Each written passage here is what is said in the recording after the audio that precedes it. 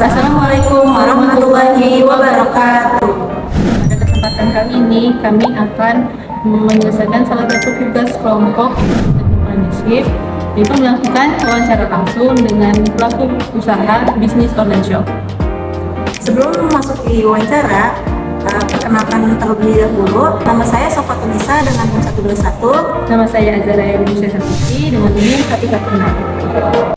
Di sini saya akan menjelaskan tentang online shop bernama Nisha Laris yang bergerak di perdagangan produk kosmetik dan perawatan kecantikan jadul atau lainnya.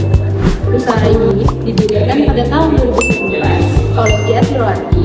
Latar belakang dari berdirinya usaha ini yaitu meningkatnya kebutuhan masyarakat terhadap produk kecantikan yang berkualitas, terjangkau, dan mudah diakses. Selain itu, perkembangan penjualan online juga menjadi peluang dalam menjalankan usaha ini.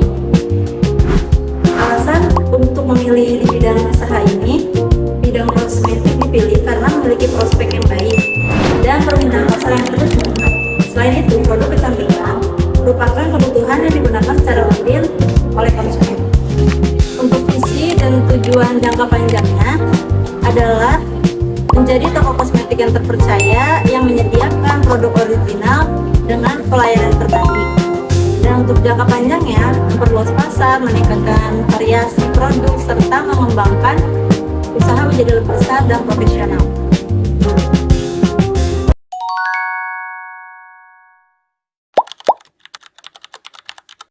Jadi masalah yang kita pengen selesaikan itu adalah kita pengen berhenti dari bekerja sebagai karyawan. Nah yang kedua tinggal di sisi produk. Nah waktu kita browsing kita ngelihatnya itu produk-produk yang sekarang ada itu masih dikuasai sama produk-produk yang baru di marketplace itu. Jarang orang yang jualan barang-barang jadul. Gitu. Kita jadi pengennya, kita kan udah berumur nih, Iya, udah segini kan udah orang tua kita juga yang kita pengen nyari barang-barang buat orang tua kita, ya kan? Tapi barang-barang itu nggak ada sih di online. Terus yang paling gampang waktu itu karena itu yang ngerjain adalah sebenarnya kita pilih kosmetik, ini kan untuk nih yang perempuan. Terus begitu kita lihat lagi masalahnya di marketplace kan nggak, waktu itu kita nggak lihat masih jarang tuh orang yang jualan. Jualan barang-barang kosmetik jadul, sementara orang tua kita pakai. Yang kita harapkan adalah anak-anak yang sekarang dan anak muda, begitu mereka main ke rumah orang tuanya, mereka lihat udah jadi orang tuanya pengen ngasih buat orang tuanya, nggak ada waktu buat belanja. Ketika mereka punya masalah tuh buat nyari waktu buat belanja, nah kita provide itu.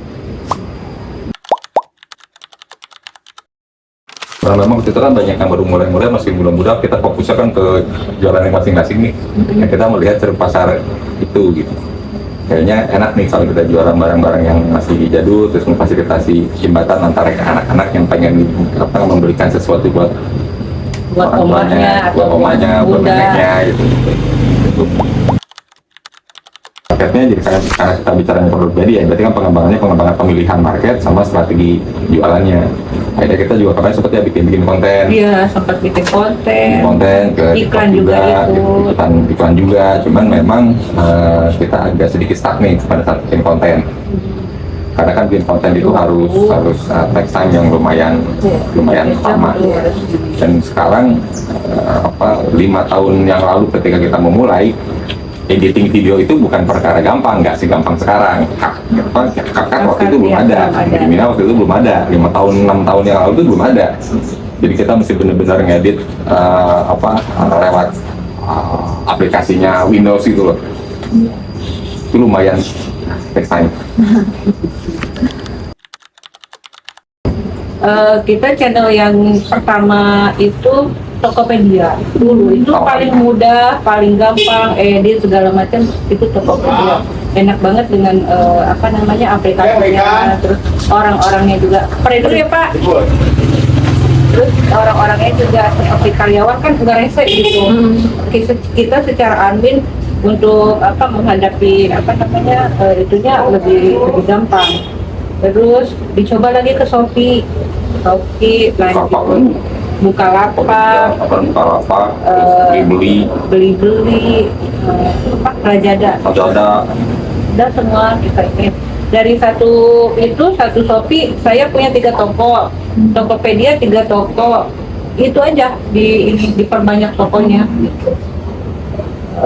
Channelnya itu ya.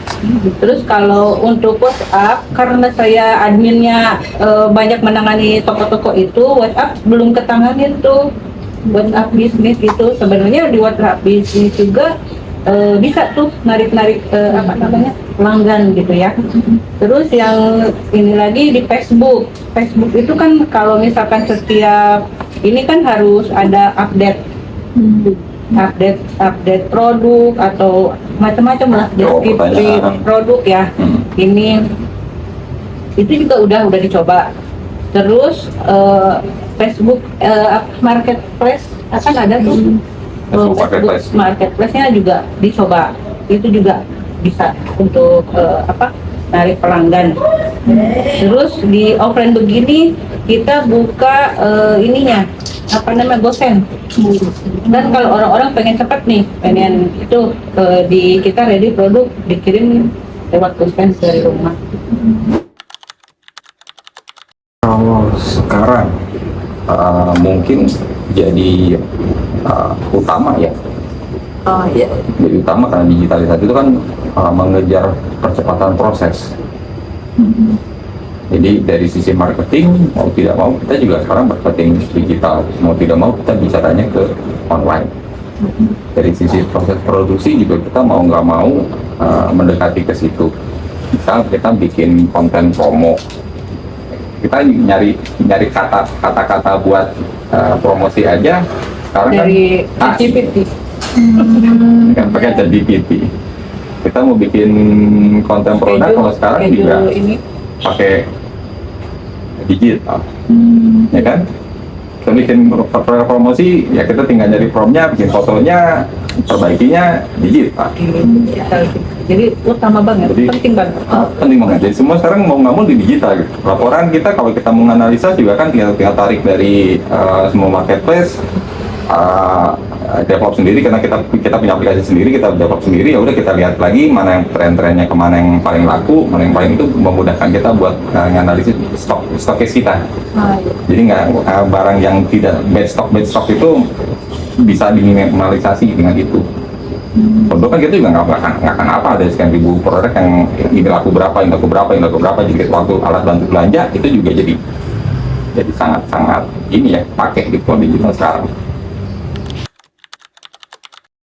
Hambatan itu kita tuh pertama ya, marketplace itu kanalnya banyak. Ya kan?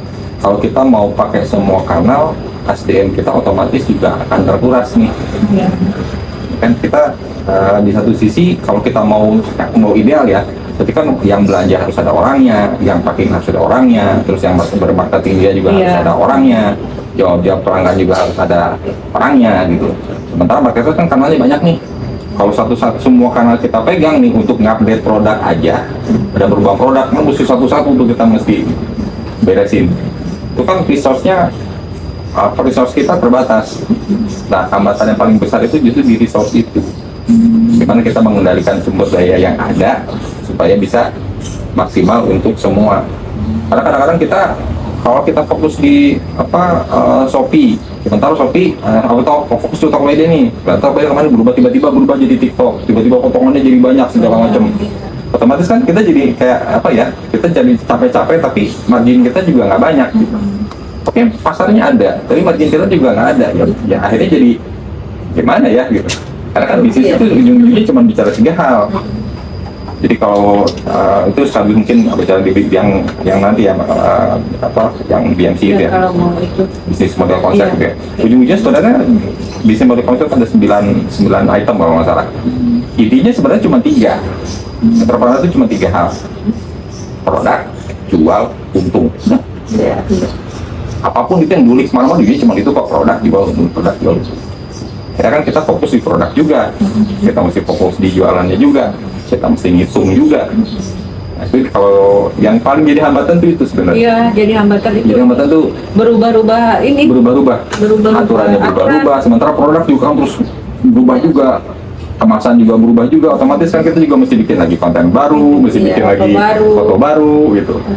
Harga berubah, kita juga mesti ngupdate harga baru. Begitu kita kemasan nggak kita rubah aja customer, tapi kok beda dengan gambarnya? Iya. Mereka akan bilang, barang kita expired, mau nggak mau kita juga mesti update di situ. Sementara marketplace-nya kanalnya juga banyak.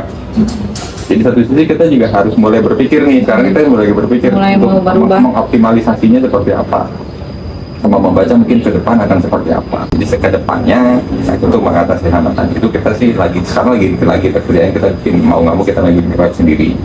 Meskipun skill ya. Karena ini di entrepreneur intinya tadi produk, jual, untung, dan kata terakhir, kata utamanya itu jual. Jadi skill yang paling utama di semua sektor itu sebenarnya jualan. Gimana kita mampu jualan. Itu sebenarnya berlaku juga sih ketika teman-teman kalau jadi karyawan juga sama. Waktu karyawan yang pertama kali dilakukan apa? Jualan kan, kita menjual diri kita sendiri kan. Jadi skill apa yang penting? Skill jualan. Nah, hasil berikutnya apa? Ngitung. Kita jago jualan, kalau kita nggak jago ngitung, ngasih diskon sembarangan, milih produk sembarangan, ya kan akhirnya tadi nggak dapat variabel ketiga, untung.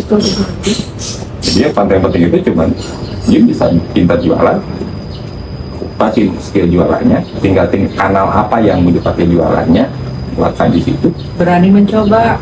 Coba. Berani mencoba. Kalau nggak dicoba kita nggak tahu masalah itu apa. Berani mencoba. Bagi jualan kan gitu. Coba, makanya tadi baperan. Jadi begitu mendapat satu tantangan, kasus langsung down, Kasus atau ada kendala nggak mau ngadepin. kamu ngadepin. Itu tuh kesalahan. Jadi kesalahan utamanya itu justru adalah menghindari, tidak mau menghadapi kesalahan. Itu kesalahan. Kesalahan utama itu banyak kan gitu. Jadi begitu salah, kita nggak mau menghadapi, karena sebenarnya nggak ada yang salah kalau kita memulai bisnis. Kan nggak ada yang salah. Misalnya kita ngitung pertama kali ngitung itu ternyata salah hitungannya. Salah hitungan kan berarti bahwa kita belajar dari situ. Yang kedua mungkin yang harus diperhatikan waktu perencanaan. Jadi bisnis kan ada yang bilang, udah mulai aja, betul, mulai aja, tapi rencana harus seneng. Jadi kesalahan utama itu biasanya gampang baperan, terus kita kurang Nggak mau menghadapi masalah. nggak mau menghadapi masalah, nggak mau menghadapi kesalahan, terus kita nggak mau memulai, terus kesalahan gitu tadi. Kesalahan yang satunya lagi di perencanaan.